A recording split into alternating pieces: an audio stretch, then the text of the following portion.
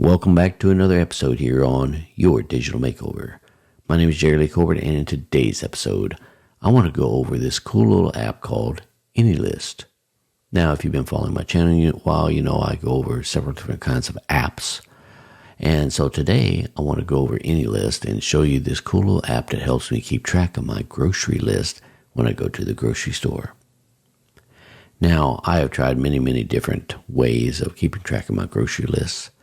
And all of them have failed pretty much. So today, I want to go over how I use AnyList to keep track of my grocery lists. Now, here you see AnyList open up here, and this is the desktop app for the Mac. It also has a app for your phone. And typically, this would be my grocery list that I would take to the store. But a lot of apps, you have this grocery list and you have to keep creating it every single time. Well, there's a lot of cool data that AnyList allows you to put in there for your store or for your item that you want to purchase, right? No matter if it's at one store or maybe it's priced the same at other stores. So it has the ability to have stores in here. It has the ability to price it per store, right? And the cool thing about it is that if this item is something I normally purchase all the time, I can create it as a favorite by clicking that star, right? And when I do that, when I have these listed as favorites, it'll be up here in my favorites section here. So I might not have to purchase all of my items that I have in the house at the grocery store. So this list right here that I've created today is only what I'm going to be purchasing at the grocery store. But let's say this time I'm not purchasing this one, right? So we don't have it in here. Well, I can get all that data back, all because it's saved here in my favorites. Just that simple. So you can go around your house, scan your items because it does have a barcode section in the app on the phone. And you can scan your items, barcodes, enter them in here, get it all set up, favorite it, and then it's saved. And you can have it, like I say, assigned to different stores or what have you, right? See here, I have chicken breasts. It is at Chappell's, Walmart, and Waverly Cash Saver. So I have all of these different stores set up in here. It also has a recipe section, which I don't really use, mainly because they don't have the grocery list section here linked to my favorites. Why, I don't know. Maybe they'll have that as an upgrade in the future.